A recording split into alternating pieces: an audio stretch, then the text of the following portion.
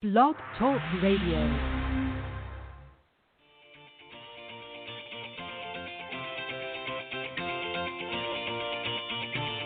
Good morning, everyone. Welcome to the Women of Golf Show. I'm Ted Odorico, and joining me is LPGA professional Cindy Miller, and we are your hosts. We're broadcasting live every Tuesday morning from 9 to 10 a.m. Eastern here on the blogtalkradio.com network, bringing you some of the best golfers, teacher professionals, and entrepreneurs helping to elevate women's golf. We're so glad you decided to join us this morning, so grab your coffee and let's get started.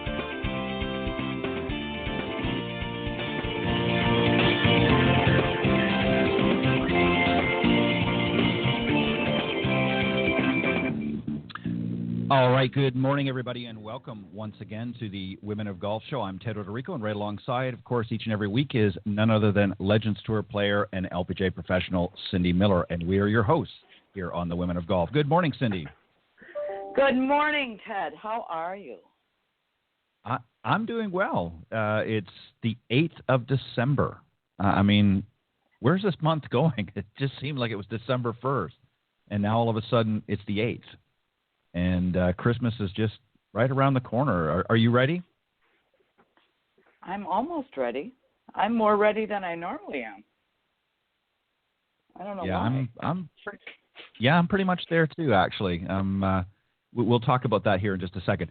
All right, I want to remind everybody, of course, we are live every Tuesday mornings from 9 to 10 a.m. Eastern here on the blogtalkradio.com network. And we got a great show for you this morning. We're going to be joined on the second half by Jody Jackson. She's a performance coach and Class A LPGA professional. She'll be joining us on the second half. And, of course, as always, we will start off once again with a great discussion on the No BS zone.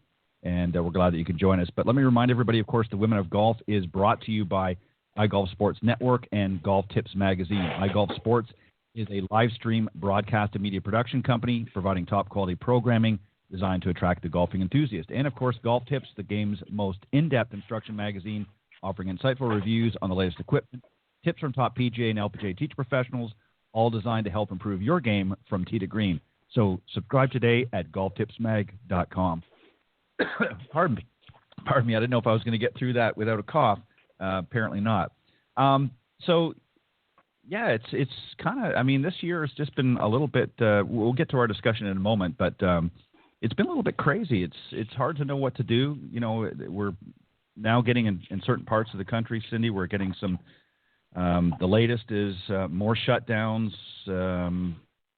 restaurants, entire states like California, of course, are going to be shutting down. What about what's happening up in your neck of the woods? Are they talking about that as well? They are. There's no in-person dining. There's takeout. Restaurants are closed. We're orange, and I think we're close to red, but I think Governor Cuomo is a little leery to shut the whole place down because it's Christmas and what that will do to store owners and small business owners, and I hope to God. But just the other day, a little girl that we teach, her uncle died of COVID. It's getting closer, and a couple of friends have tested positive. It's like, where's the vaccine? And I got to whine a little bit. Why is England doing the vaccine already and we're not? I don't get that. How come they're? Am I missing something? Well, apparently, this is what I've heard, and we won't stay on this too long because I know we got to get to the show. But what I've heard is this: that it was approved in England already, and because the FDA has not given the green light, that's why they're getting it first. And that's also been recently, as of yesterday on the news, they talked about Pfizer being one of the principal companies, pharma companies, that was going to be administering or providing the vaccine or their version of the vaccine, that it could be as late as June before they could issue any additional vaccines in addition to what they've already done because of that. So, yeah, there's a lot of uncertainty about it, and obviously they had developed a batch of it already that's going to be coming out, I believe, if everything goes well, this weekend. they're going to start distributing it, but it could be before round 2, if you will. They're saying now it could be June 2021. So we're not out of the woods yet. It could be several more months, certainly through the winter, and probably very likely through the spring as well. But we're gonna have positive thoughts. We're gonna put this behind us sooner than later, and we're just gonna pray for all of those and just be safe out there. We obviously, are getting a little bit shell shocked of being cooped up for a long time. Many of you out there. So I just want to say this, that just reach out to your neighbors and just help them if you can. Obviously, social distance, but help them if you can, especially if they're the elderly.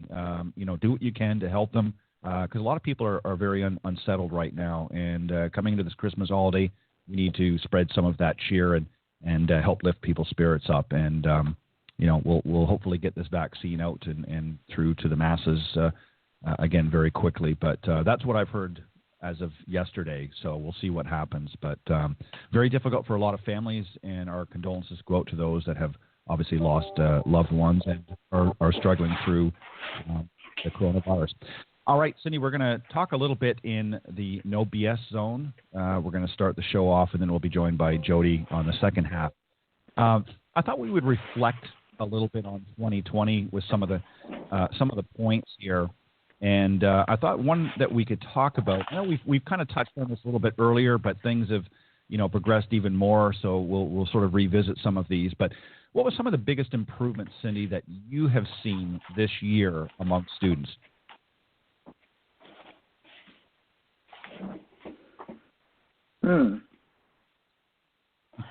I think learning to trust themselves. When you play, anytime you want to improve, you have to fail to get better. And I believe that the more you put yourself out there, you should embrace failing. Hey, let's go screw this up some more so that I can learn how to get over it. And I believe that's what's happened in 2020. And that's a blessing, even though it may sound as though it's not. I believe that if you embrace failing, you can learn to succeed. And our last couple guests were talking about, I'm 26 now, and I'm playing in my second U.S. Open, and now I believe I belong. So I think it's belief. Yeah, I would agree with that. What about you? Yeah, I pretty much the same, but I think a lot of it is, again, people have had more time to be able to, as we both have talked about this before, but this year has been very unusual, obviously, to say the least, and golf has certainly in many ways benefited from the circumstances. And I think what I've noticed is people are, because they've got more time, they're willing to risk more, and that kind of plays into what you're talking about. If you don't take risks, if you don't challenge yourself out in the golf course, if you try to go the slow and steady all the time, sometimes you have to push yourself a little bit. And yeah, you might fail more often than not, but you're going to learn from those failures. And that's exactly really the point that you're making. And that's what I've seen this year. The other thing that I've seen a lot too is, again, because people have had more time on their hands, they're actually willing to spend more time practicing. This is something that, many teacher professionals, coaches, whatever, have really kind of complained about for years is, how do I get my students out there practicing more? And, a lot of it is because their time restraints were so much that they didn't have the time. Now, all of a sudden, they got a little bit more time, and they're willing to put that extra effort in. And I think that's some of the improvement that I've seen is, not only are they improving their overall game, but they're improving, how they approach it and how they are willing to take more chances in order to learn from that. And you're exactly right in your analogy is you have to learn from your mistakes, and you're going to make certainly much more or many more mistakes than your success is what you take away from it, more so than whether you hit the best shot or not. And I think that's what I've started to see. What about the opposite side, though? What areas or typically have you noticed a lot of your students really having a hard time grasping? What area of the game, or is there certain things that they just don't seem to get? Doesn't matter what you say or do. Sometimes it's like they're out in left field. What do you think? Say that a different way. All right. What area of the game typically do most students have the most difficulty understanding? I think that I don't know that it's a part of the game. I believe it's in what they're doing. I believe that people have issues trying to hit the ball and don't understand that they're in control of the piece of equipment that's going to hit the ball. So instead of trying to hit the ball, they need to learn what they're doing with the club that will hit the ball. So if they learn how to swing the club the right way, the ball will take care of itself. And once I get that through to them, and I tend to trick them, it's funny. When you're trying to make a change in someone, you have to trick their brain. And when I do that, they hit it good, and they look at me and go, "How did that happen?" I said, "Because I'm messing with you. I'm making you think of something different so that you don't try to hit the ball. Therefore, you do hit the ball." Does that make sense? Mm-hmm. Yes, it does. So that's Makes perfect. the most difficult part, because people want to try to hit it. They look like Lash LaRue trying to kill something that's not moving. And then they right? I mean, that's what's happening. Right? Yeah, one of the ththings that and I had, when I was, obviously many moons ago, but when I was much younger, this was something that my father used to get me to do. He'd always say, "Okay, come on, Ted, let's take a couple of practice swings." And then, I'd get up, and of course you kind of freeze over the ball, which a lot of our students do. They freeze and they try to slap at the ball. And he said to me one time, and I never really thought about it, he said, when you take your practice swings, they're perfect. You're doing everything right. You're swinging. You're not thinking about anything. But for some reason, when you step in front of that ball, it's like you're in a different world. So what I try to do with a lot of my students is I'll get them lined up, and then what I'll do is I'll get them to close their eyes. Of course, they're set up to the ball, and I'll say, "Now take a practice swing. Don't open your eyes. Just take a practice swing." And it's amazing when they don't think that the ball is there, or they can't see the ball, and they just take a good old practice swing. Now, some of them whiff it a little bit a few times, but after a while, they start to get that sense and that feeling. And I think that's one of the things is we always talk about transitioning from the range, out to the golf course. But sometimes it's something simple as, just taking a good old practice swing and then stepping in front of the ball and just getting them to transition. Because you're right, they're slapping at it, they're hitting at it, and it's just, it can be an ugly scene sometimes. And what they don't realize is you're swinging the golf club. You're not hitting with the golf club. The ball simply gets in the way of your swing, is another way to look at it.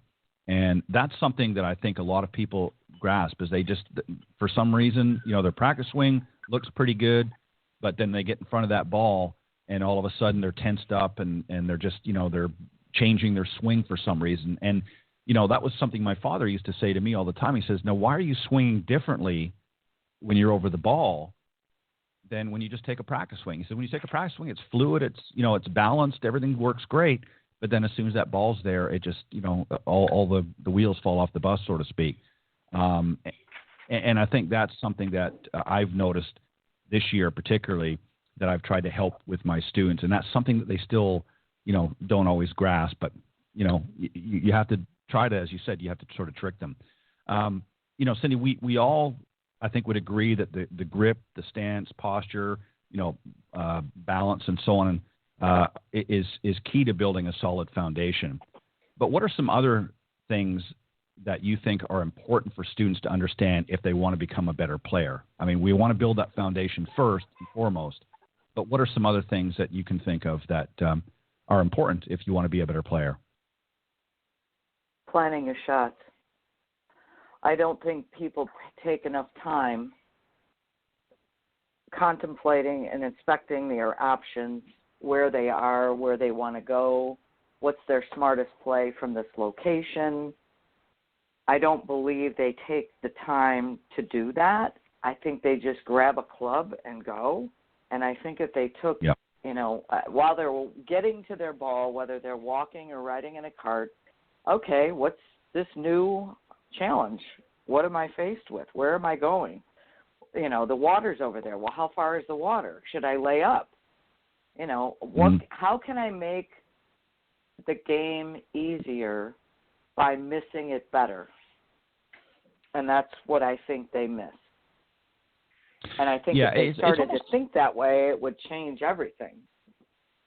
Yeah, it's almost like they plan to fail. You see a lot of amateurs. I'm sure you've seen this in pro-ams, and they'll hit their drive, and it's a pretty decent drive, and maybe they've got a pretty good clip to the green, and they're pulling out a 3-wood or some other longer club as though they're going to try and go for the green, and just based on what you've seen their abilities thus far, they're not going to make it. But they don't think about it. They say, well, this is 225 yards. I better pull out my 3-wood, or whatever the yardage is, and they're not thinking about it. They're not putting any thought into it. And you're exactly right. Maybe it might be better for them to lay up in that particular case and allow themselves a shorter club into the green. And I would agree. I think once we spend so much time, and I'm talking about players out there and students, they spend so much time, certainly working on their fundamentals and trying to hit the perfect shot, but then they get out in the golf course and they have no game plan. They just get out there. Well, it's par 4. It's, 435 yards, whatever the case is, and I better pull up my driver. But they're not thinking about that creek that runs down the middle, or there's a long hazard that's running on the right-hand side, and they're a slicer by trade, and they don't stop and think about it.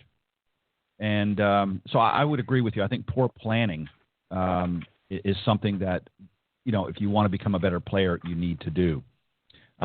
Here's one I think, Cindy, they know that that's possible.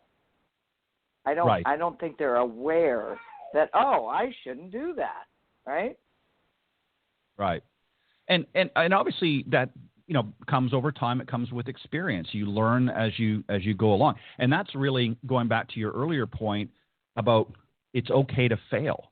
You learn from your failures. If you're going out there and you're not planning and you're getting disastrous results, well, there's a cue. Okay, well, maybe I need to think about this the next time I go out, especially if you're playing your home course. You should know your home. If you've played it for any length of time, you know your home course. So you know what holes you can reach, what holes you can't reach. So, unless your skill level has increased to a point that, hey, I can pull up my 3-wood now, you don't need to be doing it, unless you're, hitting it for accuracy off the tee or something. And this is what, again, it comes to poor planning, and they literally set themselves up for failure, and then they wonder why they get disgruntled, and then they're coming back and say, I just can't figure it out. Maybe my grip's not any good, or maybe I'm not hitting the ball very well, and you line them up with a few shots, and they're hitting a pretty decent ball, but then you get them out the golf course, and all hell breaks loose. They haven't got a clue as to what to do. So I think that's a great point.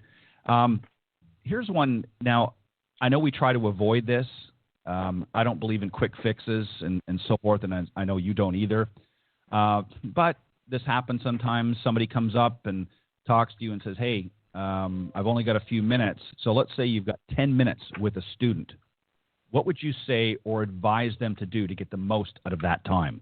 Not necessarily the most out of their game, the most out of that time. What would you want to do in that 10 minutes to give them the best chance for success? I would watch them hit 3 balls, and then I would give them a quick fix, and I would trick them.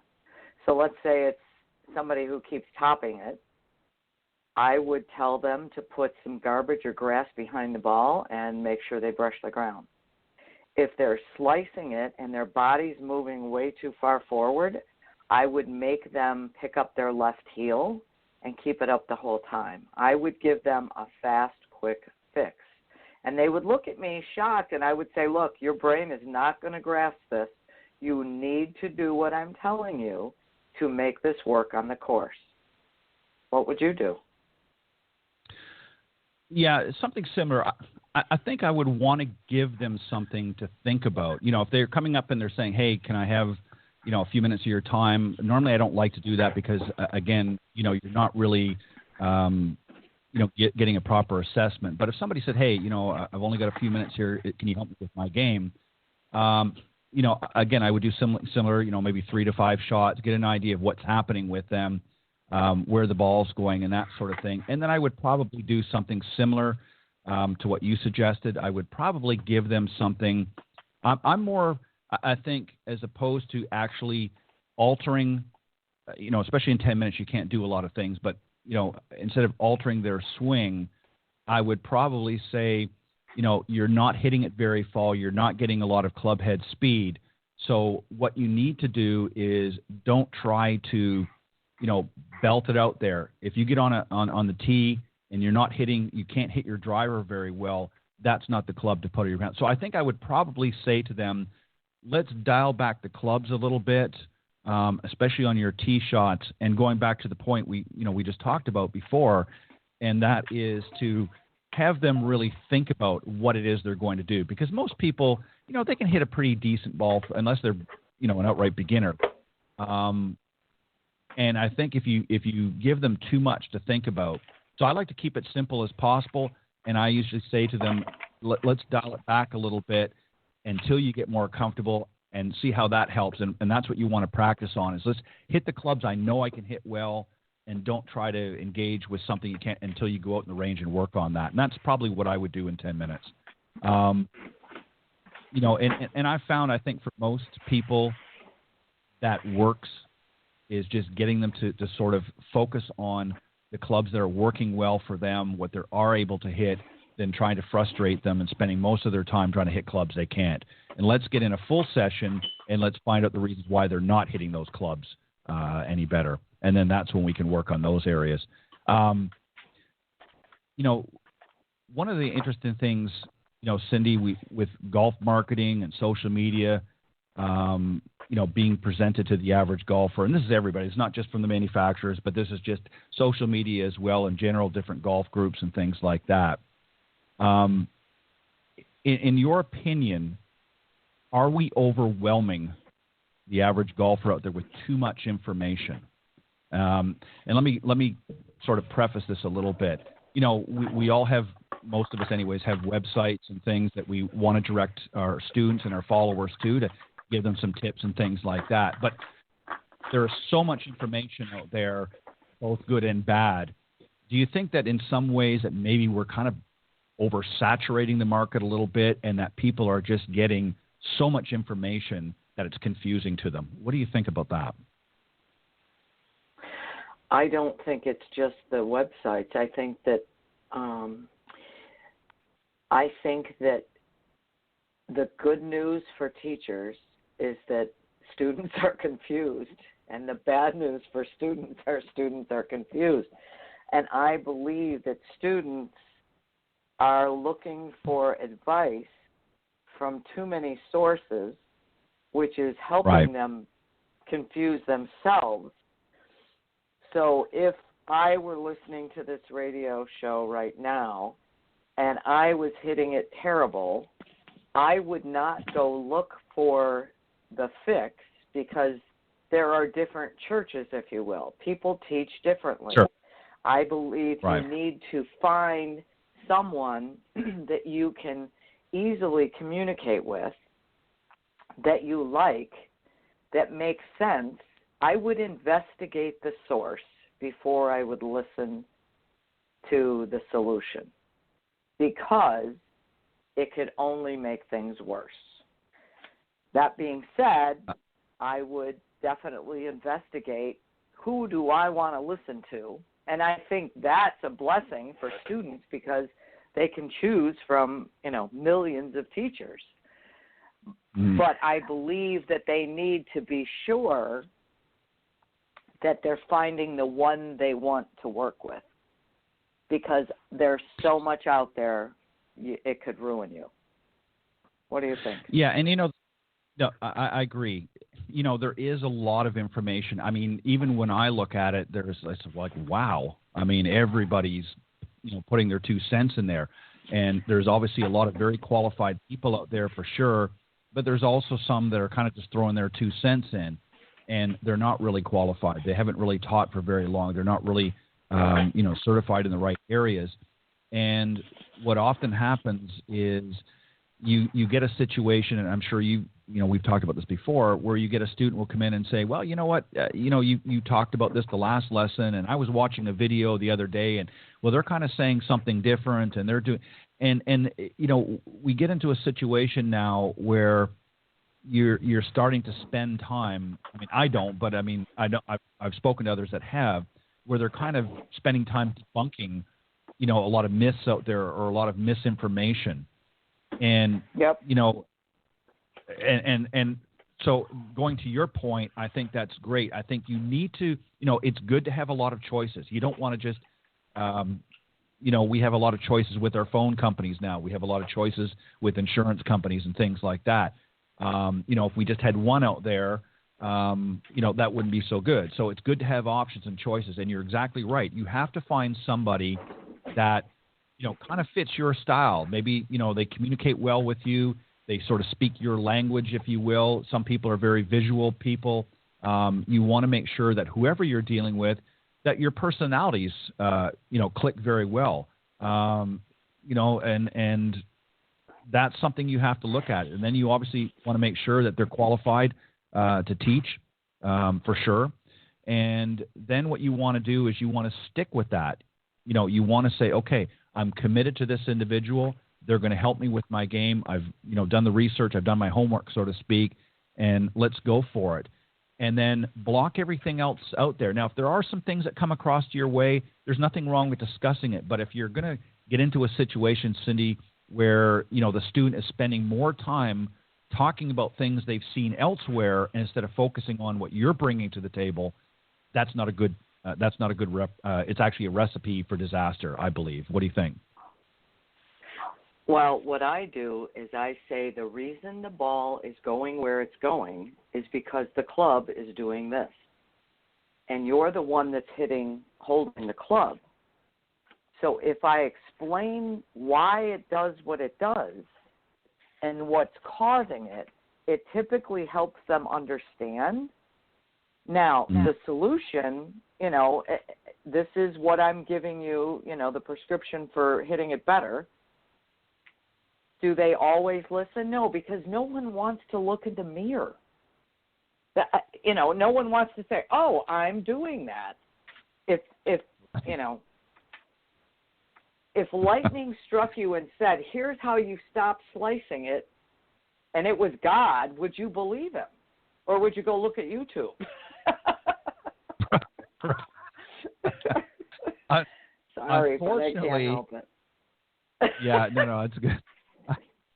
Unfortunately, too many are doing the latter and maybe need to do the other. But no, you're exactly right. And there's nothing wrong with looking at things, but it's like this. We all, most of us anyways, we like a sweet every once in a while. So, you know what, maybe you have a little dessert after your meal, or maybe you like a chocolate bar once in a while. There's nothing wrong with that.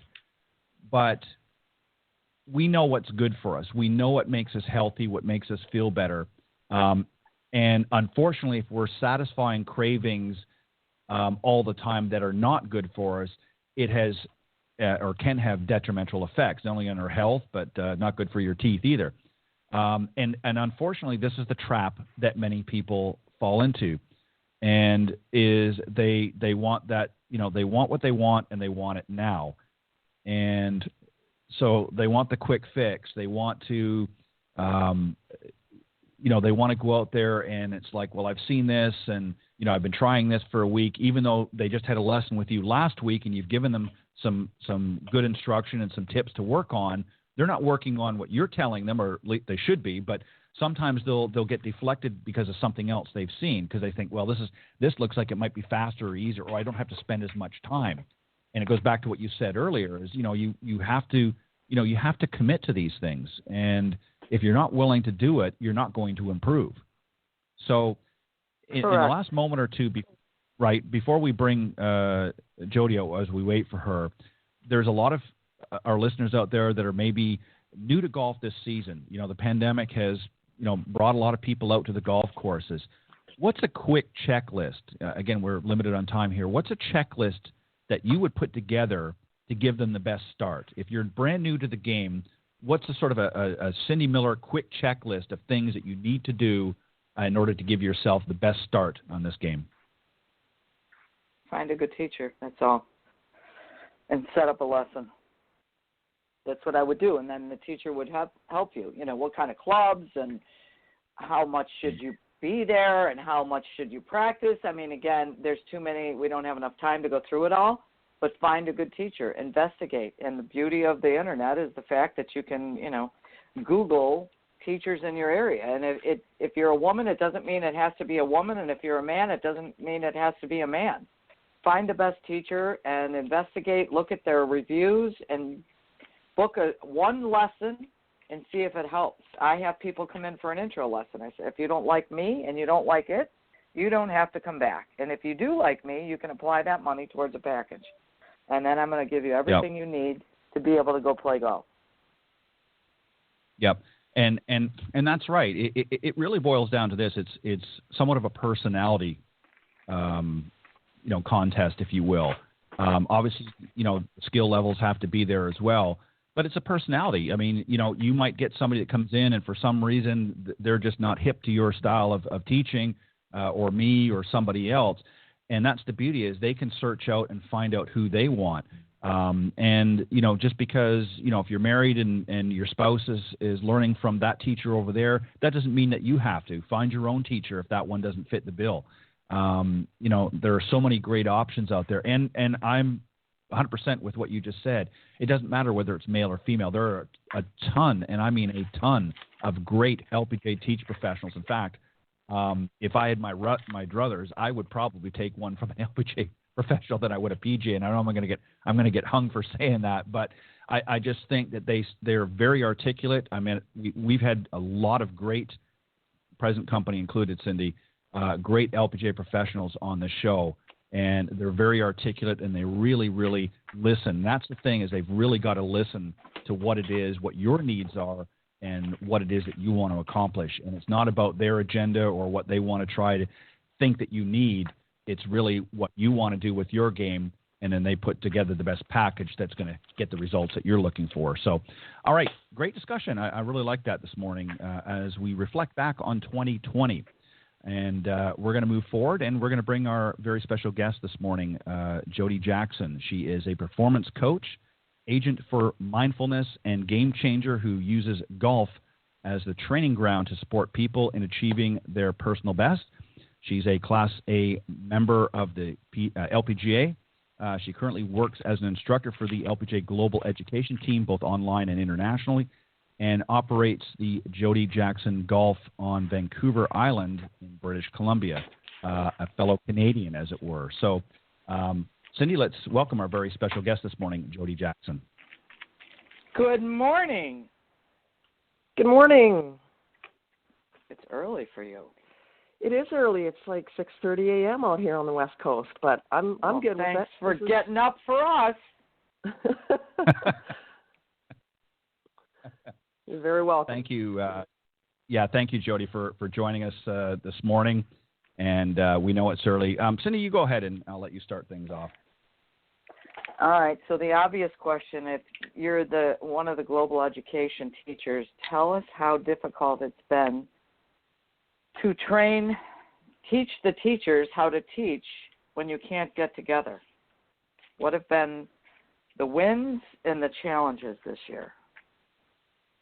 Well, the really interesting thing here in timing has been that the LPGA Global Education Team was already developing our online delivery program before COVID-19 showed up on the planet. So we were a little ahead of the curve, and in that case, that was definitely a win.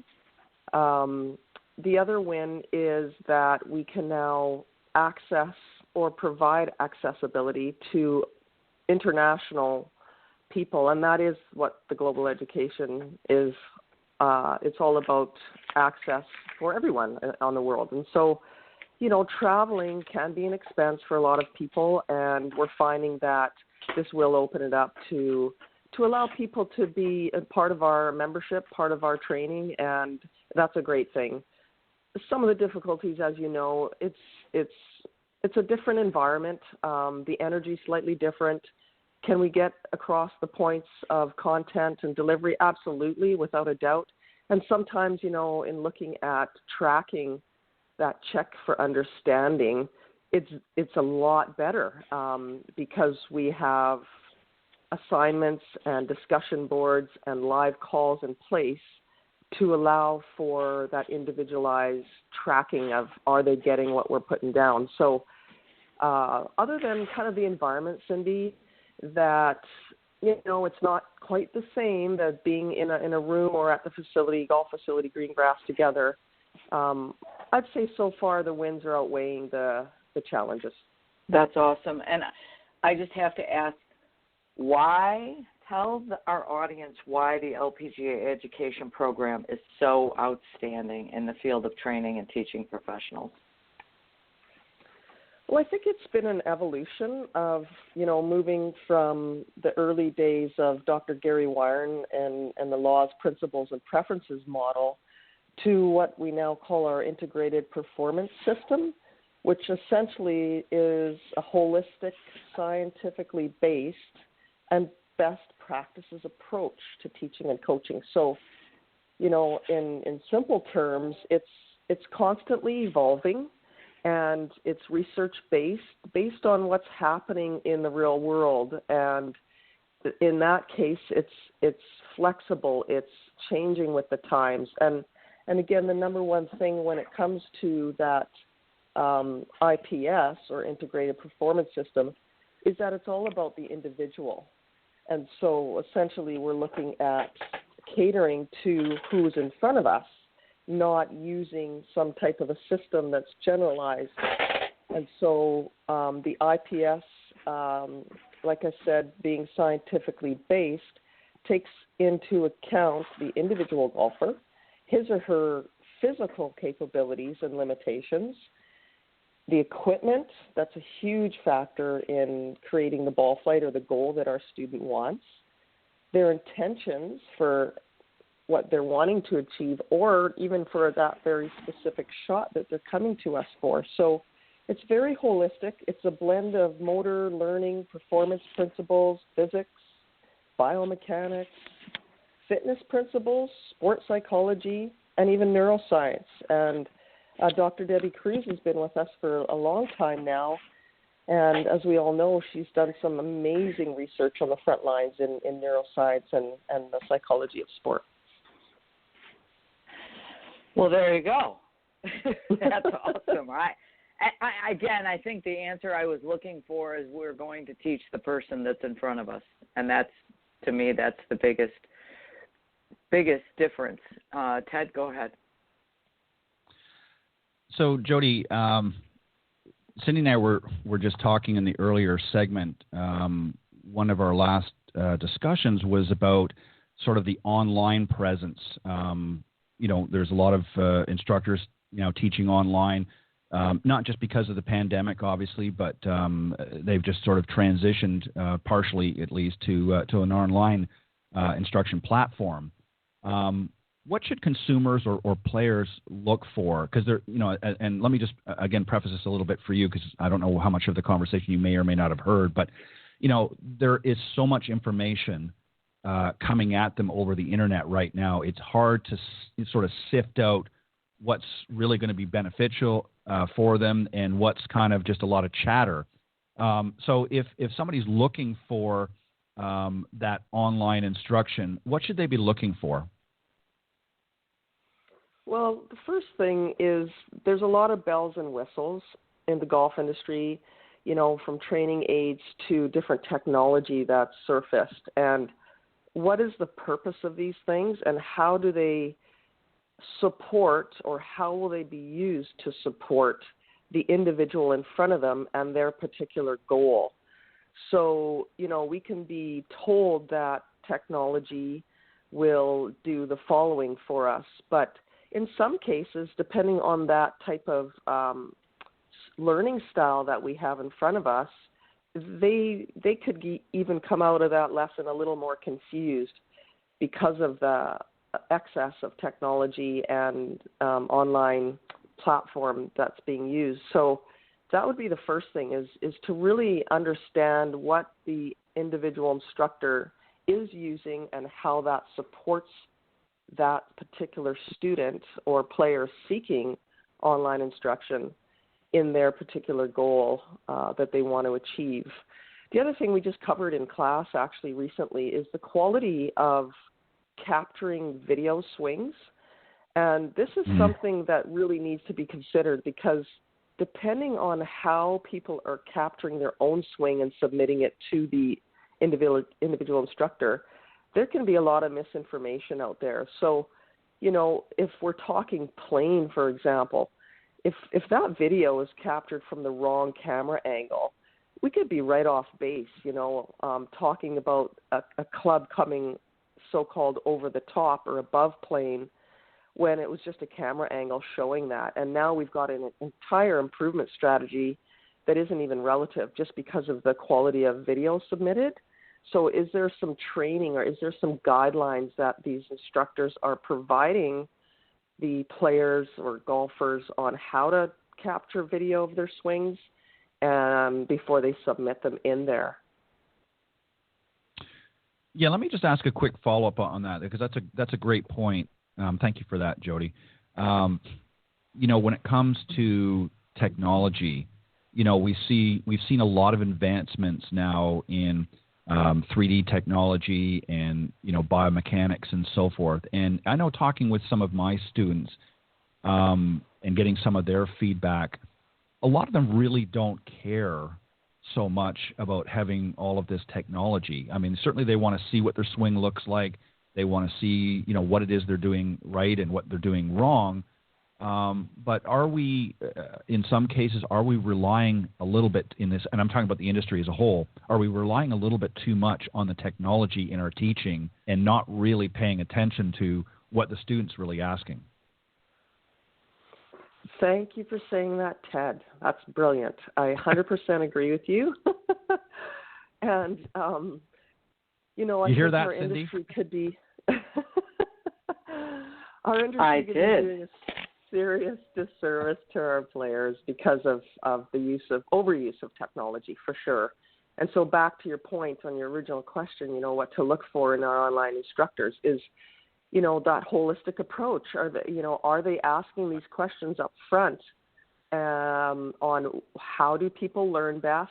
How do I communicate with you to get the point across for your ultimate learning? And can we approach you as a whole player?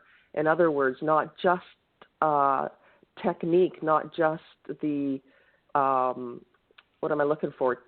Tactical. Sorry, not technical. Well, technique, essentially. So, right. You know, if we look at maybe even the TPI model, you know, that they talk about the whole player in conjunction with what we teach in the LPGA, there's more to it than just shot making skills and the technique behind that. So often I think we're missing some of the emotional or mental baseline that a lot of players are influenced by. So what are those internal intentions that are running? You know, often on the teaching tee for me, one of my first questions is, how do we get the ball in the air? Are we hitting down on the ball, you know, with irons, or are we hitting up on it? And unbelievable, but 9 times out of 10, most people are saying, well, I've got to hit up on the ball to get the ball in the air. So right away, if I didn't, you know, make some clarity around that perception of my student, you know, subconsciously they're doing one thing, and out here on external lands through my instruction, I'm asking them to do the opposite. So there's a contradiction there, and we're not going to get too far down the pathway of achieving their goals. Well, and the reason why I asked that is, you know, when you look at most of the technology, it's really geared or designed at, you know, helping the student sort of hit that perfect shot or hit it correctly, which certainly is important, but it's not really teaching them how to play the game. And, you know, so they're spending so much time on, trying to execute that perfect golf shot or get that perfect golf swing, that by the time they get out to the golf course, it might be a pretty looking swing and they might be hitting the ball pretty decent, but they haven't got a clue as to how to put everything together and actually score. And that's really what they want. So, we don't see handicaps coming down across the board as much as we should with all of this technology. So I don't want to sound like I'm criticizing technology, because there is a place for everything. But I agree to what you said a moment ago, and that is, maybe we're relying a little bit too heavily at times on the technology and not taking a more holistic approach. You're welcome to add anything to that, but Cindy, go ahead. Well, this is going to sound bad, but sometimes I believe that when you use too much technology,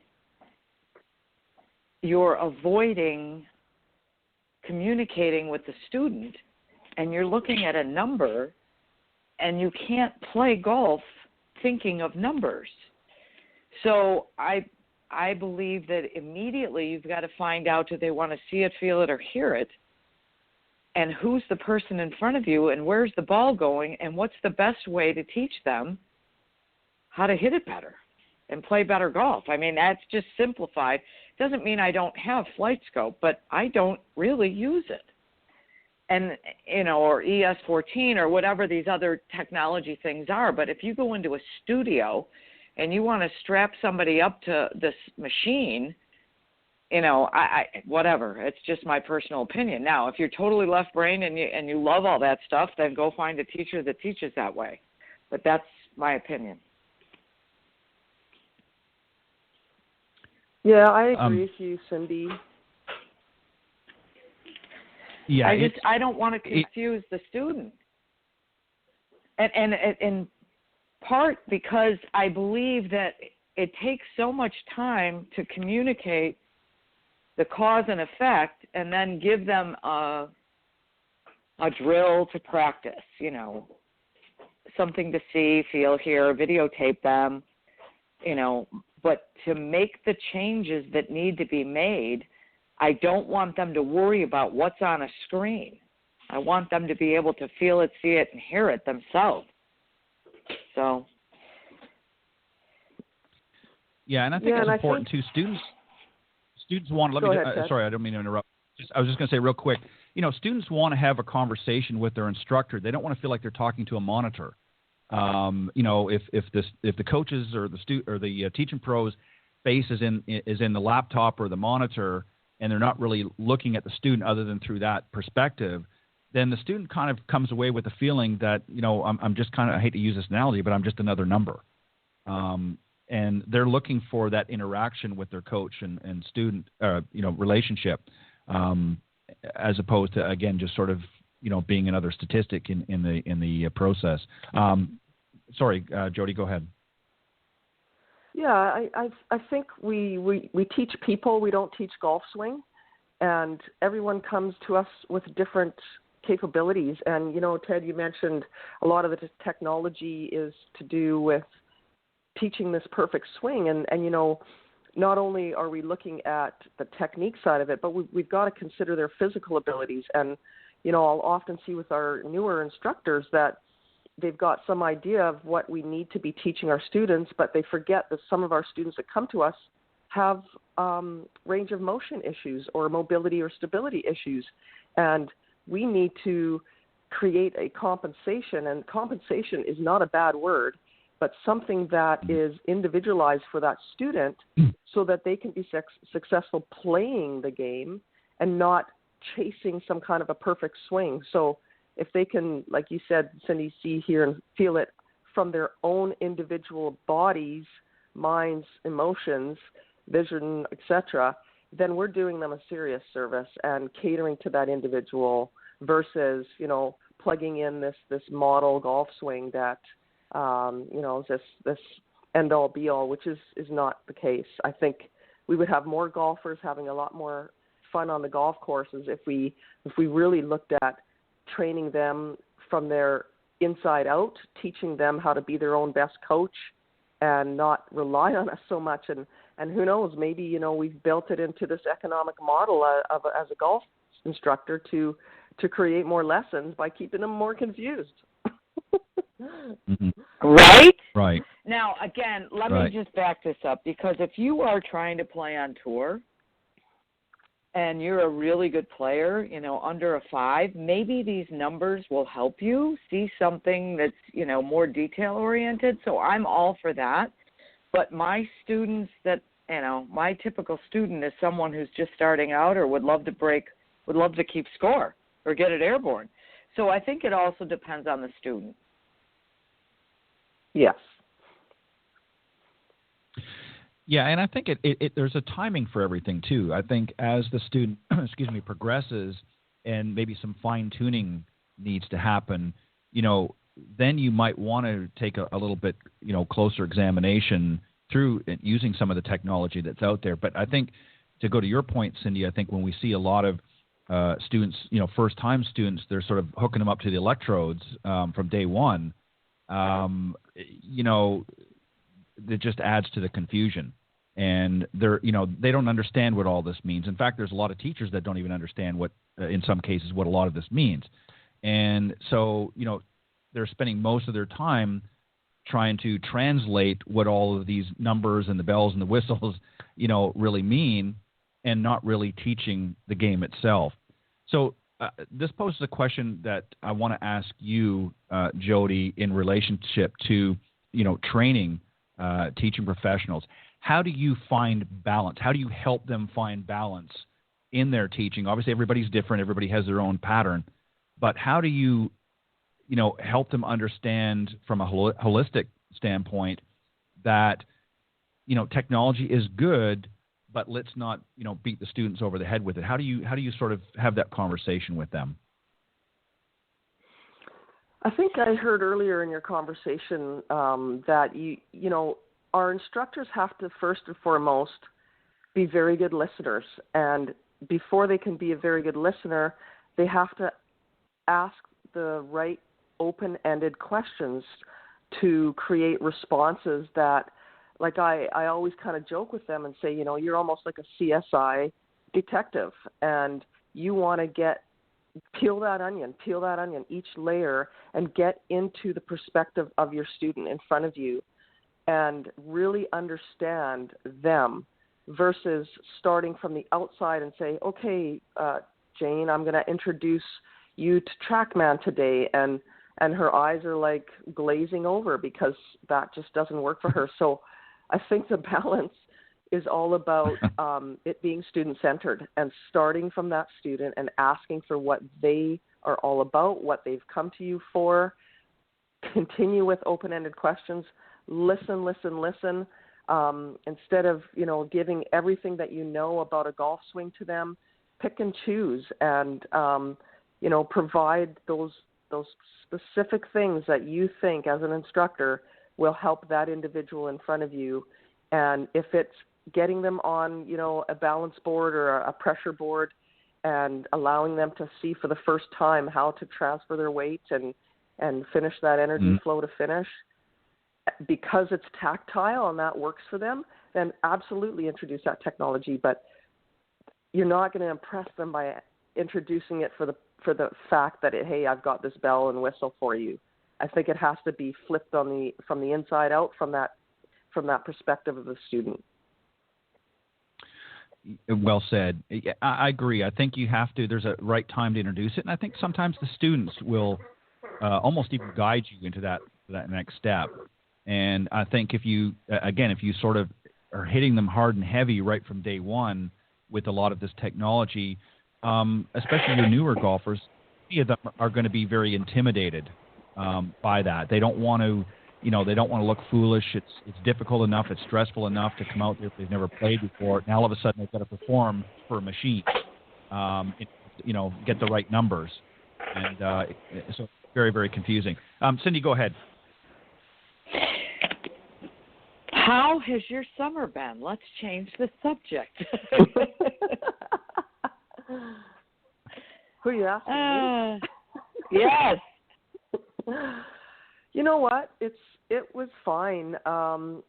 Luckily, because we're on an island up here, our numbers were a little on the low side, and I don't want to talk pandemic because we're all into pandemic fatigue, but we opened up our golf courses pretty quickly after, the initial roll through, and a lot of people don't realize, but we golf all year round up here, and so it's been great. I've been out on the golf course a ton, and we have a little 2.5 acre plot here where my husband and I and our hairy son, Bubba, an American Staffordshire Terrier, live. And I love gardening, and so I'm out often in my garden and growing vegetables, and it's been great. Cindy, how about you guys? How was your summer? We've never been busier. Yes. Mm-hmm. Yeah. Because golf was open, Yep. so we've got so many new students that, they couldn't do anything else. They decided to play golf. So we're very, very fortunate. And how come you can play all year? That's really baffling me. I know. A lot of people think that I'm lying, but I'm not, because if you think Seattle, and their weather, the Pacific Northwest, it's a rainforest. It's a kind of a tropical rainforest, not tropical in the sense that you have down in the south, but I think it's a temperate, actually, rainforest. So we get very little snow, and if it does come, it's around for about 3 weeks, and then it's gone. So, but yeah, we saw a massive surge in playing up here as well, and it's really cool. I mean, it's a great benefit for our industry that people feel like they're coming back to the golf course because they can be safe and out in the outdoors, and I love this game. I think it's a great training ground for life, and my future is creating more programs that can integrate mindfulness in golf, and hopefully we can all be better in the long run as human beings on the planet. There you go. Wow. Well said. Yeah, I didn't even know that, and I'm from Canada, and I didn't even know that Vancouver Island you could play all year round. I kind of expected you'd have your snowy weather. I knew it rained a lot, but I didn't realize that. So that's interesting. And with so many people coming out this year, as we've all experienced. Of course, I live now in Florida, and we have obviously golf all year round, other than a few days here and there, but. And Cindy, you've been very fortunate. You guys have had at least early on, you had a milder beginning to, or very nice fall and milder winter. What would you like, Jody, to see in 2021, given this sort of surge in golf this year? What would you like to see happen next year? How are we going to keep these people engaged so that it's not just sort of a fleeting moment, excuse me? I think we have to create fun, and one of the concepts that we've all heard is this gamification piece. And so, people aren't motivated by drill sergeants, and I think if we can make things a lot more fun, and I'm going to do a shout out to Operation 36 here. I use these guys for the last year, and their philosophy, and it's partially mine too, is to get the people out on the golf course teaching them.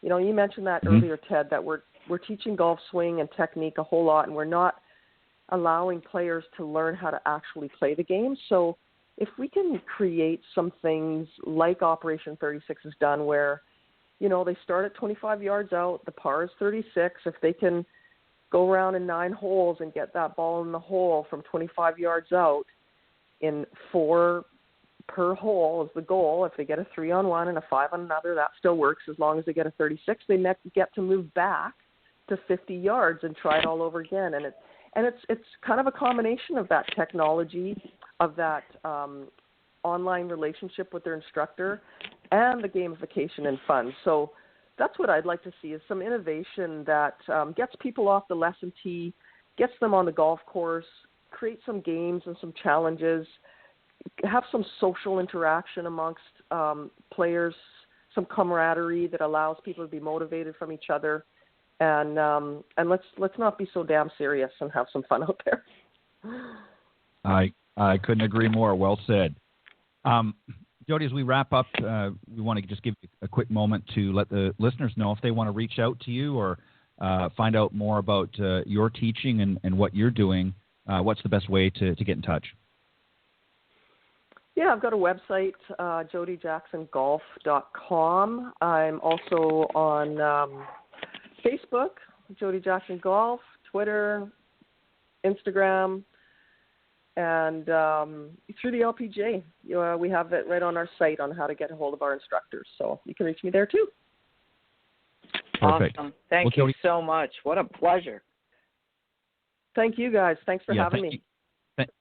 Thank you for getting up early this morning. I hope you had a Tim Hortons coffee brew in there, and one of my favorites, of course. And we'll definitely have you come back on in the new year and spend a little bit more time with us. But we appreciate you taking a very early morning with us this morning. And thank you very much, Jody, and have a great holiday season.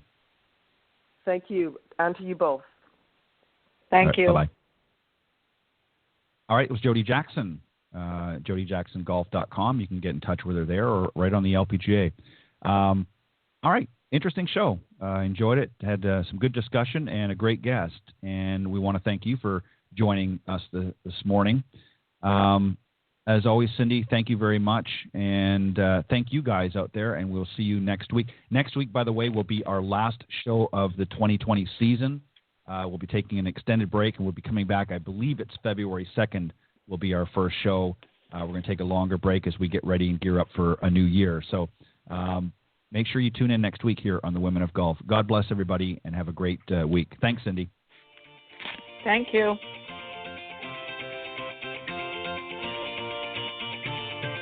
Thanks for listening this morning to the Women of Golf Show. Tune in live each week by visiting blogtalkradio.com/Women of Golf or on any of these social media platforms: iTunes, Stitcher, TuneIn, CastBox, TalkStream Live, and of course Spotify.